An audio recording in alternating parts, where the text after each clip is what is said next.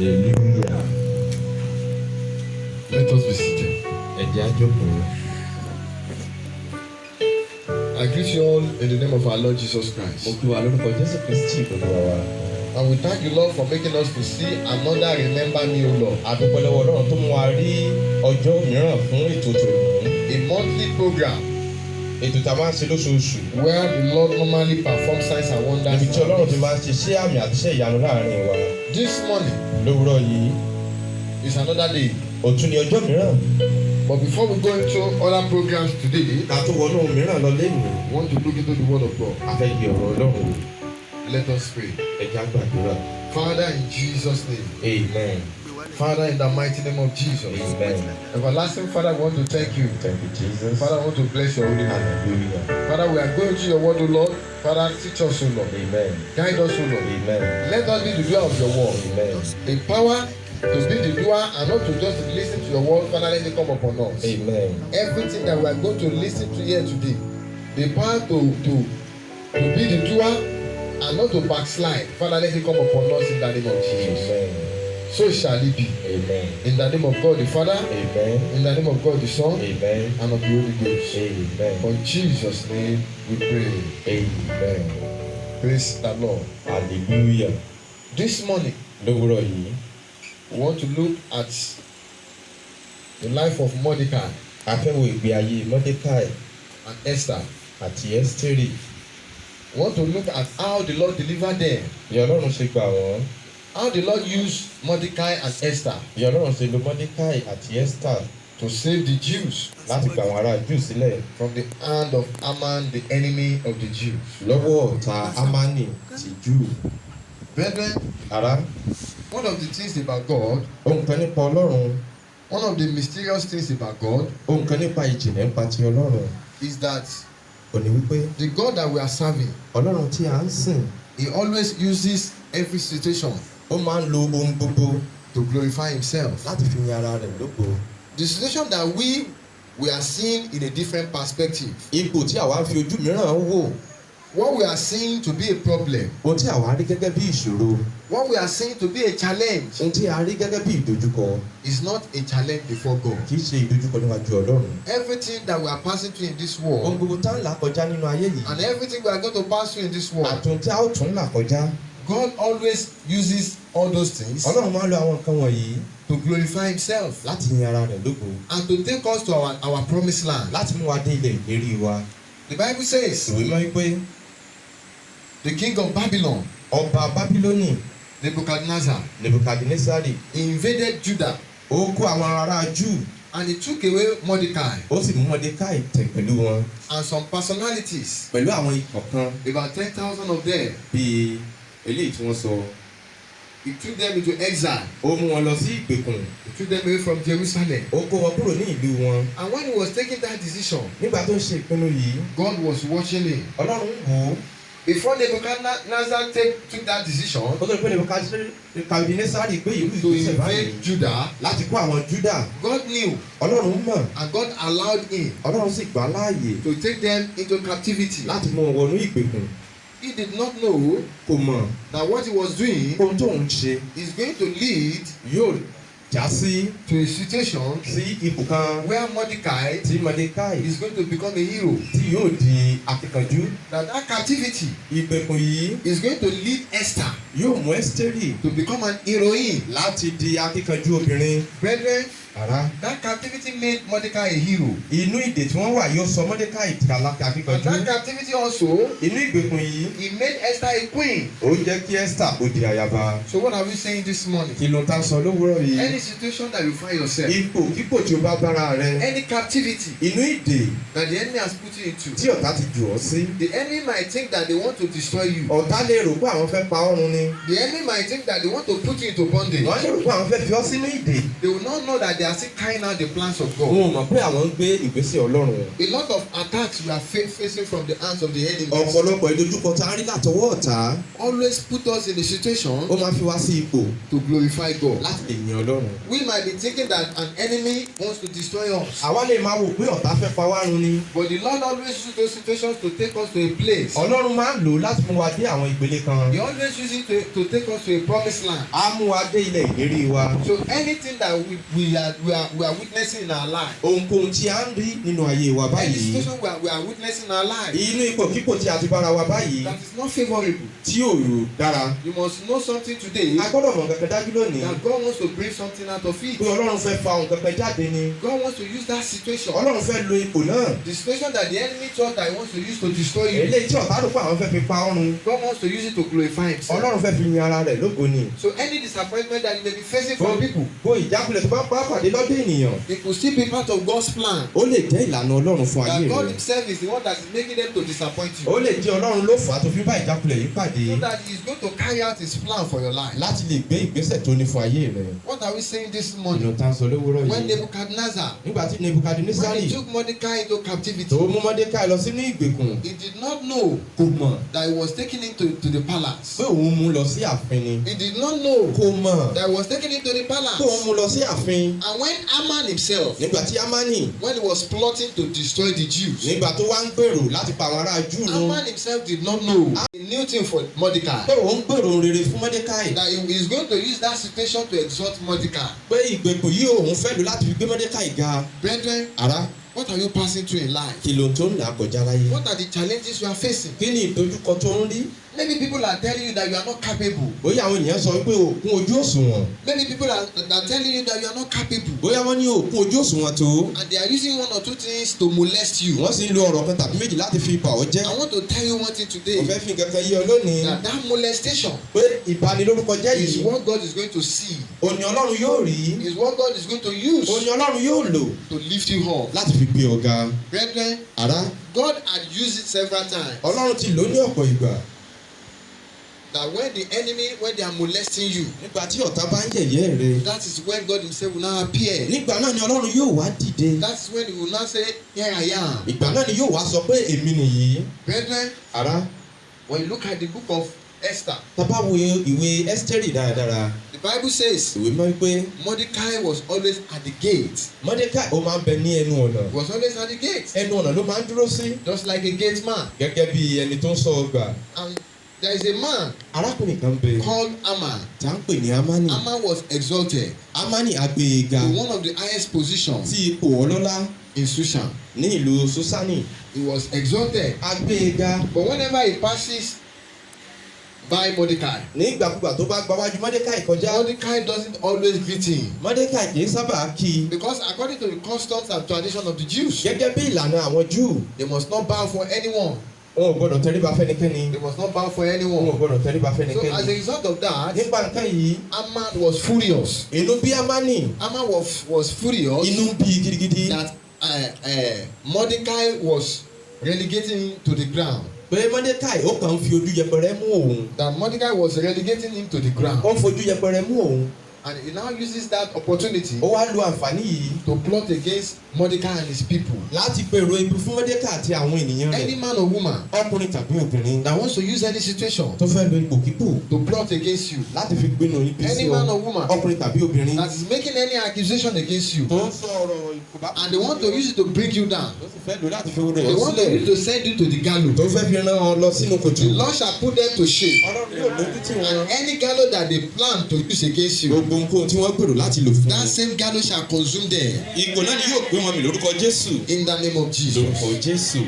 Brethren, Ará, the Bible says, ìwé mọ́ pé because Mordecai nítorí Mọ́dékáì did not give honor torí kò bu ọlá to Haman fún Ámánì, because of his tradition and his customs, nítorí ìlànà ìlú wọn, Haman plotted against the Jew. ó wá gbèrò ibi fún àwọn ará And he Júù. wanted to destroy the Jew. ó fẹ́ pa àwọn Júù run. He wanted to destroy them. ó fẹ́ pa wọ́n run. And they made a decree wọ́n wá ṣe ìlérí kan according to the book of Esther. gẹ́gẹ́ bí ìwé Ẹ́sítà.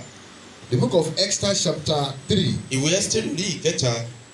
And the letters were sent by post a sì rán ìwé kan into all the king's provinces sí ọ̀dọ̀ gbogbo olórí ìlú pátápátá to destroy, láti pa á run, to kill, láti pa and to cause to perish àti láti gbé wọn ní ìgbèkùn all Jews, gbogbo àwọn Júù, both young and old, ọmọdé àti àgbà, little children and women, àwọn ọmọdé kéékèèké àti àgbà obìnrin in one day. ní ọjọ́ kan.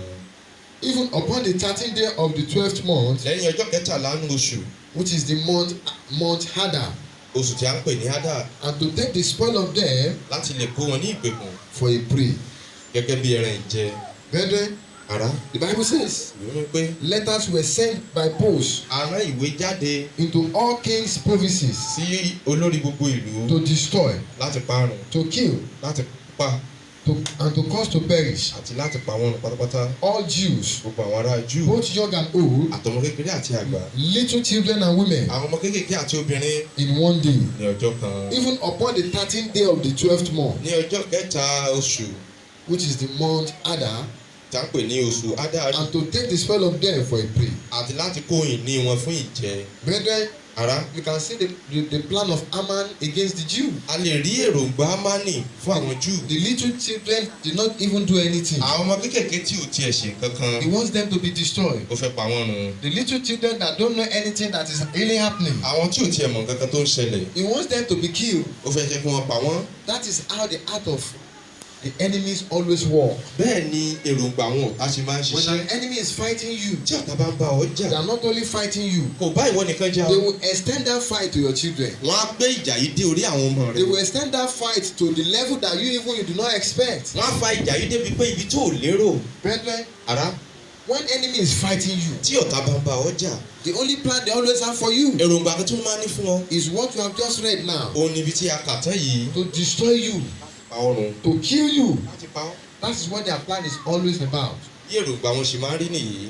Brethren, Ará, then how do you escape? báwo ló ṣe lè sá àsálà How do you escape from the plot of the enemy? kúrò lọ́wọ́ etí ọ̀tá? The first step you have to take Ìgbésẹ̀ àkọ́kọ́ tó yẹ kó o gbé for you to escape from the plan of the láti enemy lè sá àsálà kúrò lọ́wọ́ ọ̀tá, is for you to take your life so serious. òun ni láti mú ìgbé ayé rẹ lọ́kùnkúndùn. You yourself must take your life so O serious. gbọ́dọ̀ mú ìgbé ayé rẹ lọ́kùnkúndùn. If you are playing games with your life, Tó bá ń fi ayé rẹ ta tẹ́tẹ́, you are playing games with your life, ó ń fi ayé rẹ ta tẹ́tẹ́, the enemy will just destroy you. ọ̀tá kan pa ọrùn. They will just delete you from the face of the earth. Wọ́n á kàn mú ọ kúrò ní orílẹ̀ alààyè.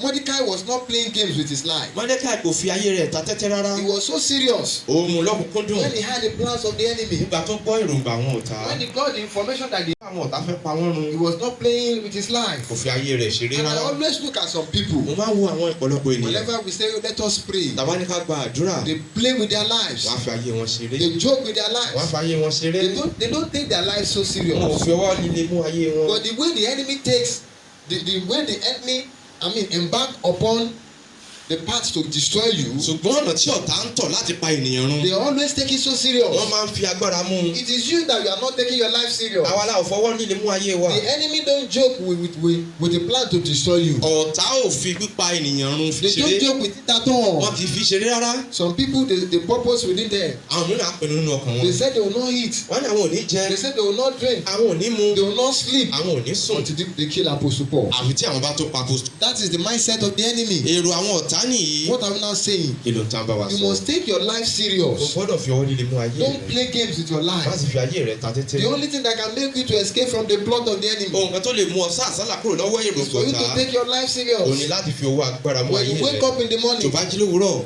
make it an habit sọ ọ́ di ìwà to be praying unto the Lord. láti máa gbàdúrà sí Olúwa. When they said you get to the church, Wọ́n bá ní kó dé sílé ìjọ don't be Ọlọ́run. getting to the church at 11:30 to 12. Má máa pẹ́ sílé ìjọ Ọlọ́run. When they say you should fast, Tọ́ bá ní kó gba àwẹ̀. you should fast. Gbà á. When they are praying, Tí wọ́n bá ń gbàdúrà, you pray and join ìwọ them. náà gbàdúrà pẹ̀lú wọn. Don't play games with your life. Má fi ayé rẹ̀ ṣeré. Mordecai did not play games at all. Mọ́dékẹ́ ò fi ayé rẹ̀ ṣeré rárá. And that was how he was able to save the Jew. Ìdí nìyí tó fi gba àwọn ará Júù là. He told Esther, Ó sọ fún Ẹ́sítérì, he said, don't play games. ó ní má ṣeré. He said, if you play games with the life of the Jews, Ó ní tó bá fi ayé àwọn Júù ṣeré, that God is going to raise up an emperor from another source. Ọlọ́run yóò gbé olùrànmọ́ràn dìde láti And the bòmíràn. plan of the enemy will even consume you Èròǹgbà ọ̀tá yóò pa ìwọ gan-an if you play games with your tó life. bá fi ayé rẹ̀ ṣeré. Let us open our Ẹ Bible. já sí Bíbélì wa. Let's open our Bible Ẹ já sí Bíbélì wa. to the book of Esther, Ìwé Ẹ́sítérì chapter 4, orí ìkẹrin from verse 1. láti ẹsẹ̀ ìkíní. When Mordecai perceived all that was done, nígbà tí Mọ́dékàì sì gbọ́ ohun gbogbo tí ó ṣe. Mordecai rent his clothes Mọ́dékàì fa aṣọ rẹ̀ ya. and put on sackcloth with ashes ó sì fi aṣọ ọ̀fọ̀ àti eérú bu ara. and went out into the midst of the city ó sì jáde lọ láàrin ìlú náà. and cried with a loud and a bitter cry. ó sì sọkún kíkan àti kíkorò. Can you see that? ǹjẹ́ rí báyìí. He took it serious. ó fi ọwọ́ líle mú un. He did not just wave his hand and say nothing will happen. kò fi ṣeré rárá. When some people they hear some threats tí àwọn ènìyàn bá gbọ́ kíkùn that somebody wants to destroy them, pé ẹnìkan fẹ́ pa wọ́n run. you know people always say one thing ẹ̀mọ̀ pé àwọn ènìyàn máa ń sọ kankan that is very wrong. pé torí ó lòdì. They say the devil cannot kill. wà á ní pé ọ̀tá ò lè pa. They say it is only God that can kill. àfi Ọlọ́run nìkan ni ó lè pa. But I'm telling you today, wọ́n sọ fún ọ lónìí. the devil can kill. ọ̀tá lè pa. That's what the book of John chapter 10 verse 10 says. ìwé tí Jòhánù orí ìkẹwàá ẹsẹ̀ ìkẹwàá sọ. That the devil can kill. ó ní ọ̀tá lè pa. Let us open our Bible. ẹ̀já sí bíbélì wa. For you to know that the devil can kill. kí ẹ lè mọ̀ pé ọ̀tá lè pa. Some people they deceive themselves. àwọn mìíràn ń tanra wọn. They will say nobody can kill wọ́n á ní kò sẹ́ni tí ó lè pa. except God. àfi Ọlọ́run nìkan. And for you to know today fún ọ láti lè mọ̀ that the lónìí devil can kill pé ọ̀tá lè pa. if you play games with your tí o life. bá fi ayé rẹ̀ ṣeré. The book of John chapter 10 verse 10 ìwé says, Jòhánù orí ìkẹwàá ẹsẹ̀ ìkẹwàá wípé. he said the thief cometh not ó ní olè kì í wá but for to steal, bí kò ṣe láti jalè to kill àti láti pa and to destroy. àti láti parun. Can you see that? ǹjẹ́ rí báyìí. For the thief cometh not ṣùgbọ́n olè kì í wá but for to do what?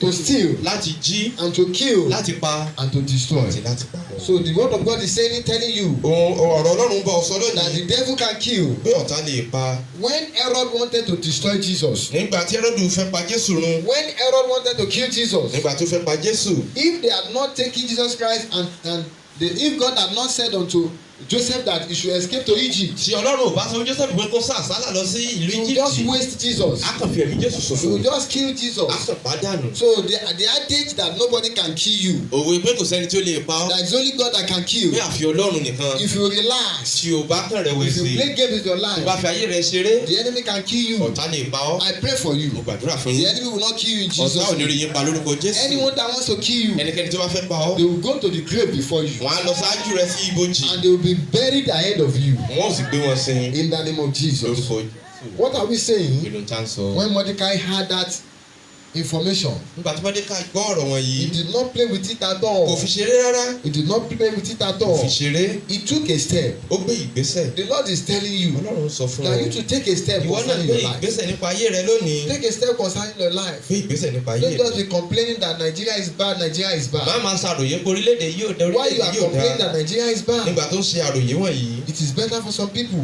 ó ṣe é ṣe fún ènìyàn. And the people that the Nigeria is better for, àwọn ènìyàn tí orílẹ̀-èdè yìí sàn. they don't have two heads. wọn ò ní orí méjì. They don't have two wọn ò heads. ní orí méjì. So you to be serious with your life. ìwọ náà fi ayé rẹ The book of ṣeré. Esther chapter 4 ìwé Ẹ́sítérì orí ìkẹrin and from verse 1. láti ẹsẹ̀ He said ìkíní. when Mordecai perceived all that was done, nígbà tí Mọ́dékàì gbọ́ ohun gbogbo tí a ṣe. Mordecai rent his clothes Mọ́dékàì fa aṣọ rẹ̀ ya. and put on sackcloth with ashes ó sì fi aṣọ ọ̀fọ̀ ohun eérú and went bora. out into the midst of the city ó sì lọ jáde láàrin ìlú náà. and cried with a loud and a bitter cry ó sì sọkún kíkan àti ẹkún kíkorò. and came even before the king's gate. ó tilẹ̀ wá síwájú ẹnu ọ̀nà ilé For ọba. no man enter into the king's gate clothed with sackcloth. nítorí kò rí ẹnìkan tí yóò fi aṣọ ọ̀gbọ̀ bora. Praise the Lord. hallelujah. From verse 5. láti ẹsẹ̀ ìkarùn-ún No, from verse 4. ẹsẹ̀ ìkẹrin. So Esther's maids and chamberlains bẹ́ẹ̀ ni ìránṣẹ́bìnrin Ẹ́sítérì àti àwọn came olùfà and rẹ̀ told wá. it her. wọ́n sì sọ fún un. Then was the queen exceedingly grieved, nígbà náà ni inú ayaba bàjẹ́ and she gidigidi. sent raiment to clothe Mordecai, ó sì fi aṣọ ránṣẹ́ láti fi bò and Mọ́dékàì to take away his sackcloth from him. àti láti mú aṣọ ọ̀fọ̀ kúrò ní ọrùn rẹ̀. But he received it not. ṣùgbọ́n òun kò gbà á. Then called Esther for Atta, nígbà náà ni Ẹ́sítérì pe Átà, one of the king's chamberlain, ọ̀kan nínú àwọn ìwẹ̀fà whom ọba, he had appointed to attend upon her, ẹni tí ó ti yàn láti dúró ní and iwájú gave rẹ̀. a commandment to Mordecai ó sì ránṣẹ́ sí Mọ́dékàì to know what it was láti mọ ohun tí ó ṣe and why it was. àti nítorí kíni. Verse 7 says, ẹsẹ̀ keje wípé and Mordecai told him of all that had happened unto him, Mọ́dékàì sì sọ ohun gbogbo tí ó ti rí fún and of the sum of the money that Haman had promised to pay tí Hámánì to the fẹ́ king's san treasury for the Jews to destroy them. fún ìṣòro ọba nítorí ó fẹ́ pa Júù.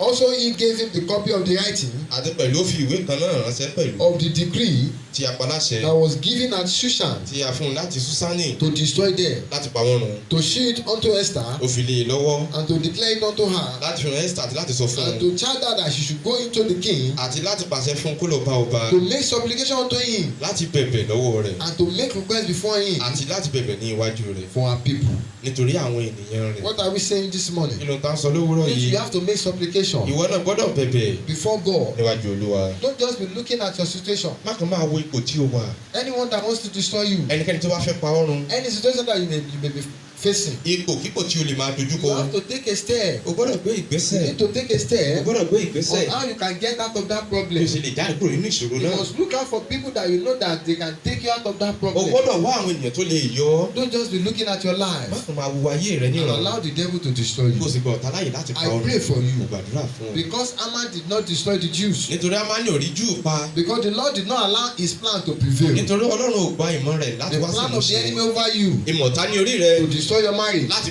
pe ìgbéyàwó The rẹ. plan of the enemy over you ìmọ̀ta lórí ayé rẹ to destroy your láti business. bà iṣẹ́ rẹ The jẹ́. plan of the enemy over you ìmọ̀ta ní orí ayé to rẹ destroy whatever you have gathered láti bà together. ohun gbogbo tó ti kó jọ jẹ́. The Lord shall put them to shame, Ọlọ́run yóò dojú tì wọ́n. and every of their plans gbogbo èròǹgbà wọn shall come into futility yóò wá sí asán in the name of lórúkọ Jesus. Jésù. Brethren, ará what are the other steps kí ni àwọn ìgbésẹ̀ mìíràn that was taken tí ó gbé so that the Jews, they were not destroyed at that time? tí àwọn Júù òfìrí tí wọn ò fi pa àwọn Júù run ní ìgbà náà? They took several steps. wọ́n gbé ọ̀pọ̀lọpọ̀ ìgbésẹ̀ They took several steps. ọ̀pọ̀lọpọ̀ ìgbésẹ̀ ni wọ́n gbé. And God deliberately made Esther Ọlọ́run mọ̀ọ́mọ̀ fún Ẹ́sítérì to be made a queen láti di ọba so that he ayaba can deliver the tí Jews ó lè gba àwọn Júù là from the plan of the enemy. kúrò lọ́wọ́ èrè tí ọ̀tá. Brethren, in verse 14, ní ẹsẹ̀ ìkẹrìnlá he said, go gather together ó ní lọ kó gbogbo rẹ̀ jọ all the Jews gbogbo àwọn ará that Júù are present in Shushan tó wà ní Súsánì and fasting for me, kí o sì gba àwẹ̀ fún mi. neither eat nor drink má ṣe jẹ kó má sì mu 3 days, fún ọjọ́ mẹ́ta night or day. ọ̀sán tàbí lé òru. I also and my maidens èmi pẹ̀lú àti àwọn will ìránṣẹ́bìnrin fast mi likewise, yóò gba àwẹ̀ bẹ́ẹ̀ gẹ́gẹ́. and so will I go in unto the king, bẹ́ẹ̀ ni èmi yóò sì wọ tọ̀ ọba lọ which is not according to the law. tí ó lòdì sí òfin. And if I perish, I bí perish. mo bá ṣègbé mo ṣègbé. You can see that determination in Esther. ẹ lè rí ìpinnu yìí nínú Ẹ́sítérì. He was determined to save his people ó pinnu láti gba àwọn ènìyàn rẹ̀ and dà to save herself. àti láti gba ara rẹ̀ She dà. knew ó mọ̀ that if she did not take that step, tóun ò bá gbé ìgbésẹ̀ yìí she too she will be destroyed. òun náà yóò di ẹni ègbé. She will be destroyed. wọ́n ò parun And they fasted ó sì gba àwẹ̀ so that they can see the people of the king. láti lè rí ojú rere ọba. And that fast that they did at that time, àwẹ̀ tó gbà ní ìgbà náà it eventually worked for them. ó ṣiṣẹ́ fún wọn And she saw the favor of the king. ó sì rí ojú rere ọba. And every plan of the enemy gbogbo èròǹgbà ọ̀tá of Haman, tí Ámánì it consumed Haman. ó sì gbé Ámánì mì. I declare into your life, ọ̀pá láti sínú ayé yín. every Haman in your father's house, gbogbo Ámánì ilé bàbá every Haman in your mother's Ámánì house, ilé ìyá every Haman in your in-laws house Ámánì ilé àná that have set a gallows tán ti gbé kọ̀tò sílẹ̀ in order to destroy you, láti lè pa ọrùn. I decree into your life, ọ̀pá láti sínú ayé that rẹ. same gallows ìkòtò tí wọ́n gbẹ́ shall consume them. òní wọn ó jìn sí In the name of Jesus. lórúkọ Jésù. Any Haman gbogbo Ámánì that says, tó wípé because of one or two things, nítorí ohun kan tàbí they òmíràn want to destroy you, àwọn fẹ́ pa ọrùn. any Haman of your father's gbogbo house, Ámánì ilé bàbá any Haman of your mother's house Ámánì ilé ìyá rẹ that says tó wípé that you have offended them pé o ti ṣẹ̀ wọ́n and they are not going to forgive báwọn you, kì yóò dáríjì and ọ́ they are going to use one or two things to báwọn kì destroy yóò lo you, nǹkan tàbí méjì láti fi pa whatever ọrùn. they have planned to use to destroy ohun tí you, wọ́n pinnu láti fi pa it ọ́ shall consume them òní yóò gbé wọn mì and it shall swallow them yóò sì gbé wọn mì pátápátá in the name of Jesus. lórúkọ Jésù. Brethren, ará Haman was swallowed. Ámánì wọ́n gbé mì. All the plans of Haman, gbogbo èròǹgbà Ámánì it came to naught ó wá sí asán upon the life of Mordecai lórí ayé Mọ́dékáì and the Jews. àti àwọn Júù. Brethren, ará the plan of the enemy will not prevail over you. ìmọ̀ta kì yóò borí rẹ lórúkọ Jésù. Every plan of the enemy gbogbo èròǹgbà ọ̀tá concerning your marriage, nípa ìgbéyàwó rẹ concerning your life, nípa ayé rẹ concerning your nípa business, iṣẹ́ rẹ it shall be put to shame Ọlọ́run yóò dojú tì wọ́n in the name of Jesus. lórúkọ Jésù. The Lord is going to use the enemy Ọlọ́run yóò wá lu àwọn ọ̀tá that wants to destroy you tó fẹ́ pa ọ́ run to lift you up. láti gbé ọ̀gá. The king asked Haman ọba bèrè lọ́wọ́ Ámánì what shall be done kí ni ó yẹ ká ṣe unto the man fún arákùnrin kan that the king want to favour. tí ọba fẹ́ ṣe ojú rere It was sí. Haman Ámánì that gave them an opinion ló fún wọn ní ìmọ̀ràn of how Mordecai will be exalted. bí a ṣe lè gbé Mọ́dékáì ga. I decree into your mo life, gbálàsẹ̀ sínú ayé rẹ everything that the enemy believes ohunkóhun tí ọ̀tá ní that they want ìgbàgbọ́ to use to destroy you, báwọn yóò lò láti fi pa ọ́ run that same thing ohun kan náà shall be used to lift you up. ni a ó lò láti fi gbé ọ ga In the name of lórúkọ Jesus. Jésù. That same thing ohun kan náà shall be used to take you to your promised ni a ó fi land. gbé ọ dé ilẹ̀ ìlérí In the name of lórúkọ Jesus. Jésù. Maybe you are here. òye òpẹ níbí You have not surrendered your life to òjijì ayé Christ. rẹ fún Kristi. As we want to go into our prayers now, ọ̀dọ́ àdúrà báyìí I want you to place your hand on your ẹ kò chest. fi ọwọ́ rẹ lókè àyà Or rẹ maybe you are here. tàbí ó ń bẹ níbí You are still struggling with sin. o sì ń bá ẹ̀ṣẹ̀ jà I want you to place your hand on your ẹ kò fi chest ọwọ́ rẹ lé àyà rẹ and say this after me. o sì sọ eléyìí tẹ̀lé mi Say, Lord Jesus, pé Jésù Olúwa I've heard your word mo ti today. gbọ́ ọ̀rọ̀ rẹ lónìí I know that I'm a mo sinner. mọ̀ pé ẹlẹ́ṣẹ̀ ni mí Forgive me of all my sins. dárí gbogbo ẹ̀ṣẹ̀ mi jì mí Wash away my sins pa ẹ̀ṣẹ̀ mi rẹ́ with your blood pẹ̀lú ẹ̀jẹ̀ rẹ that you shed for tó me ta sílẹ̀ fún mi on the cross of Calvary. lórí àgbélébùú. Oh Lord, my Father, bàbá àti Ọlọ́run mi as you remembered bó Mordecai, ṣe rántí Mọ́dékáì as you remembered the Jews, bó ṣe rántí àwọn Júù and you did not allow the enemy to destroy them. tí ó sì gbà ọ̀tá láyè láti pa wọ́n run. Father, today, as I'm surrendering my life unto you, oh Lord, my Father, take total control of my life and everything that the enemy wants to destroy in my life. ohun tí ọ̀tá fẹ́ parun nínú ayé mi Father, put them to shame. Ọlọ́run dójú tì wọ́n Father, do not allow them má sì gbà wọ́n láàyè come into my heart. wá sínú ọkàn mi Take away the seed of sin wá sí mú irúgbìn ẹ̀ṣẹ̀ kúrò out of my life. nínú ayé mi Cancel my name pa orúkọ mi rẹ́ from the book of judgment kúrò nínú ìwé ìdájọ́ and write my name ó sì kọ orúkọ mi in the book of life. sínú ìwé ìyè. In Jesus' name we pray. Amen. Amen. Amen. Praise the Lord. Hallelujah.